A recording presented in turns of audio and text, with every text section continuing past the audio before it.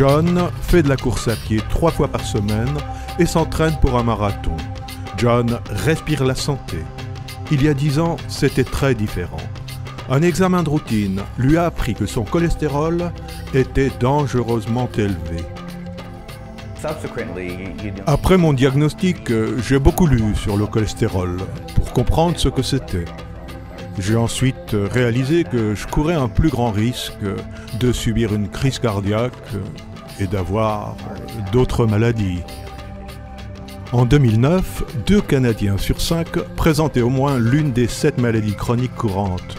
Et chaque année, le nombre de personnes atteintes de l'une de ces maladies augmente. Le docteur Michael Evans est médecin de famille et professeur agrégé à la faculté de médecine familiale et de santé publique de l'Université de Toronto.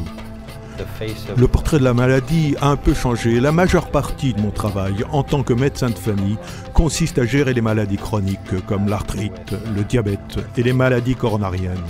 La plupart du temps, les maladies comme le sida et le cancer ne tuent plus. Elles sont devenues des maladies chroniques et mon rôle est de voir à ce que les patients gèrent eux-mêmes les changements à apporter à leur style de vie quand c'est nécessaire et de les aider de ce côté-là. Mon travail a beaucoup changé et le vieillissement de la population à lui seul joue un rôle important dans l'état du marché actuel. Les médicaments représentent souvent la première ligne de défense contre les maladies chroniques. Les ordonnances exécutées aux pharmacies ont presque doublé entre 1999 et 2009, passant de 272 millions de dollars à 483 millions. Et chaque année, nous dépensons de plus en plus pour les médicaments. Le marché des médicaments change. Prenons l'hypertension en exemple. Il y a 10 ans, j'aurais prescrit un seul médicament et augmenté la dose au fil du temps. Maintenant, on a plutôt tendance, pour la plupart des maladies chroniques, à prescrire différents médicaments à petite dose. C'est très efficace, c'est un défi pour moi, le patient et notre système. Mais le plus grand défi consiste peut-être à tenir compte du fardeau financier d'une telle pratique et à trouver la solution la plus rentable. Claudie Stasiou est bien consciente des enjeux. Elle est vice-présidente de la section québécoise de l'ACCAP, un organisme commercial à but non lucratif qui représente les compagnies d'assurance de personnes.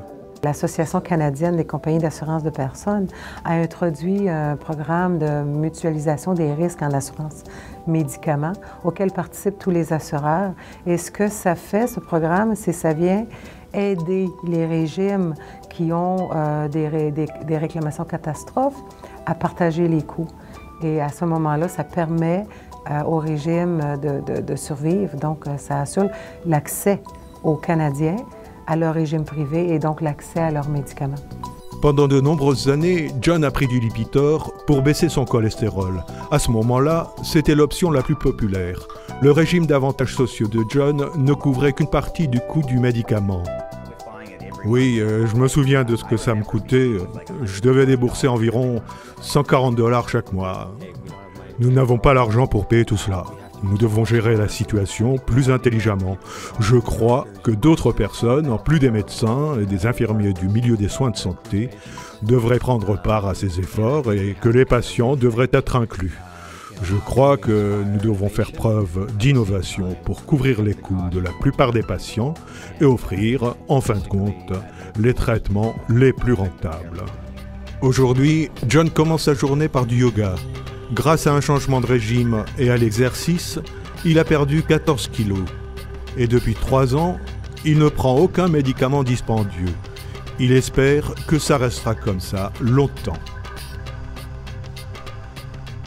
Oui, il y a une tempête, il y a des dangers, gros défis à relever, mais si on regarde les éléments dans leur ensemble et on fait en sorte qu'une décision n'est pas prise sur le coût seulement, mais sur l'impact qu'il aura dans le temps, les employeurs prendront les bonnes décisions, puis ça me donne de l'espoir qu'il y aura la survie des régimes.